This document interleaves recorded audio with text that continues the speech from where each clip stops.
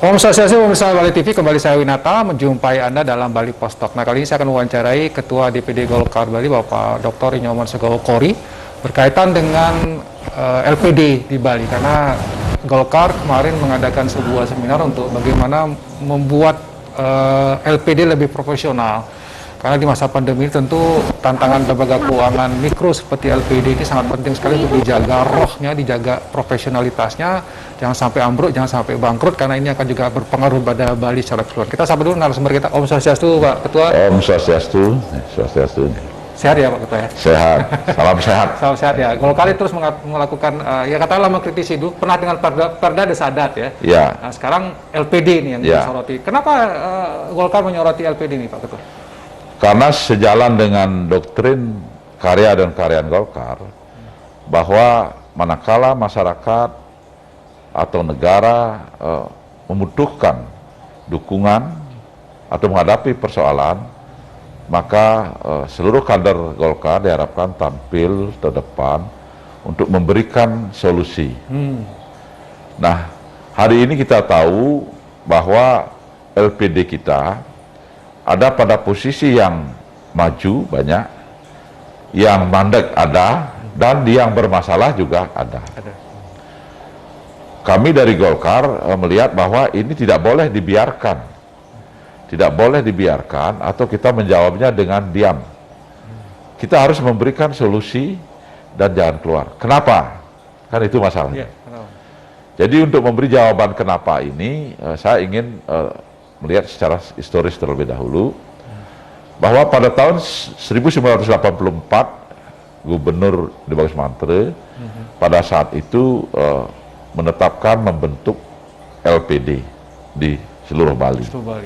Setelah belajar dari beberapa daerah, kemudian negara lain, organisasi desa adat ini sebagai pertahanan terdepan adat, budaya, dan agama Hindu di Bali perlu didukung oleh sebuah lembaga ekonomi yang bisa nantinya memberikan dukungan secara profesional tentang eksistensi desa adat. Untuk itulah dibentuk lembaga perkreditan desa. Diharapkan di setiap desa adat. Nah, kemudian dalam perjalanannya desa adat, LPD di desa adat ini maju pesat ya, berkembang. Bahkan waktu itu perbandingan kita daerah adat itu adalah di Sumatera Barat ya, yang mengembangkan lumbung pitik negari, itu jauh tertinggal dari kita. LPD kita sampai sekarang sudah asetnya itu sampai 23 triliun. 23 triliun. Jadi cukup besar. Kemudian pinjaman diberikan pada masyarakat hampir 15 triliun. Deposito sekitar 10 triliun. Ini sebuah pengelolaan ekonomi yang besar.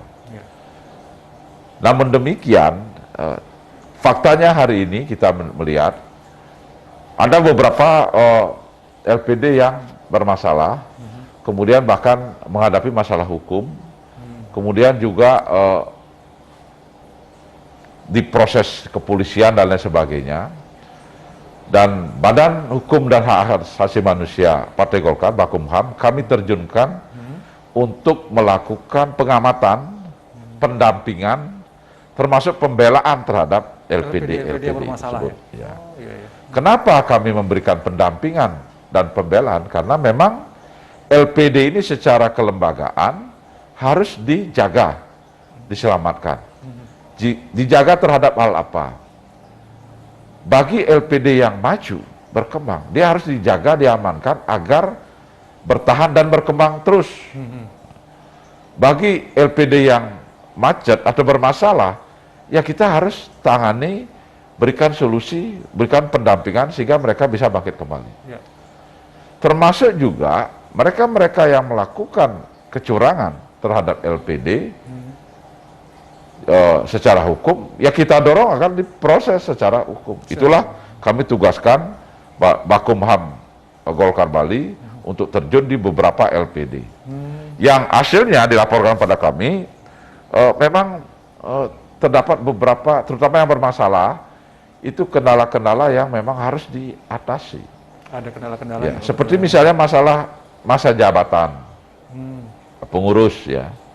Pengurus dan ketua. Ya, kepala jadi LPD. masa jabatan ini memang harus dibuatkan secara strict ya. Jangan terlalu lama juga, jangan terlalu singkat kan gitu. Kalau terlalu lama, kemudian juga hubungan kekerabatan pengurus dengan karyawan dan lain sebagainya. Nah ini juga harus Ya. diatur, jangan sampai terjadi. Apakah berarti itu boleh dikatakan sebenarnya ada beberapa LPD, kita tidak bisa katakan semuanya, Ya. yang tidak dikelola secara Profesional. gitu. Ya, Ya, tadi misalnya ada Ya. kerabatan, jabatan yang Ya. ada yang bahkan seumur hidup, jadi ya. itu ditemukan oleh Faktanya begitu. Nah, oleh karena itulah, termasuk juga ada LPD yang tidak mampu melaksanakan sistem pengenalan internal SPI yang memadai, sehingga menjadi salah kelola atau menjadi pengurusan yang tidak terkontrol. Yang pada akhirnya, setelah masalahnya itu besar, baru diketemukan. Nah, oleh karena itulah akhirnya Bakumham di bawah kepemimpinan ketuanya Bu Sri Gunawati itu melapor kepada kami, ini perlu kita adakan diskusi bersama mengatasi masalah ini. Maka kami laksanakan webinar ya, yang diikuti secara antusias, di mana dari kalangan pakar juga ikut memberi pendapat, kemudian kalangan pelaku sendiri dari BKS LPD, Pak Cendekiawan, pakar Pak Profesor Ramante, peneliti Pak Dr. Sukandie, termasuk juga dari MDA, kemudian dari Polda dan sebagainya, semua memberikan pendapat yang nantinya ini kami akan rangkum menjadi sebuah draft buku, ya, draft buku. Setelah menjadi draft buku, kita akan webinarkan lagi sekali lagi untuk menyempurnakan. Nah, setelah itulah baru kita akan berikan kepada seluruh stakeholder yang berkepentingan. Karena bagi kami, ya, LPD ini adalah aset yang sangat berharga bagi daerah Bali. yang harus dijaga. Dari ide dasarnya dikembangkan 1984 dulu itu adalah bagaimana agar desa adat ini ditopang oleh sebuah lembaga ekonomi yang profesional. Kemudian lembaga ekonomi ini, LPD ini, secara ekonomi membantu desa adat, begitu juga secara ekonomi mendorong pemberdayaan ekonomi rakyat di tingkat masyarakat adat. Sudah tentu otomatis di dalamnya penyerapan tenaga kerja dan sebagainya. Nah, ini ide dasarnya. Tapi ini akan bisa tercapai kalau LPD-nya sehat, berkembang. Baik. Gitu. Mungkin dari hasil yang dilakukan kemarin untuk katakanlah diskusi ya Pak Ketua ya. Apa yang real harus dilakukan oleh LPD hari ini supaya ya itu tadi mereka bisa lebih profesional. Ada masukan-masukan yang konkret yang diberikan kepada LPD dari hasil webinar kemarin. Yang menggembirakan adalah hampir semua yang ikut dalam webinar itu sepakat agar kita menjaga, mengawal, memberikan pendampingan, kemudian pembinaan terhadap LPD. Karena LPD adalah lembaga yang memang sangat strategis, diharapkan bisa mendukung eksistensi desa adat. Namun untuk ke depan ini, lembaga LPD ini hendaknya diarahkan kepada lembaga yang bersifat sosial, bersifat ekonomi, dan religius. Itu kesimpulan yang pertama itu.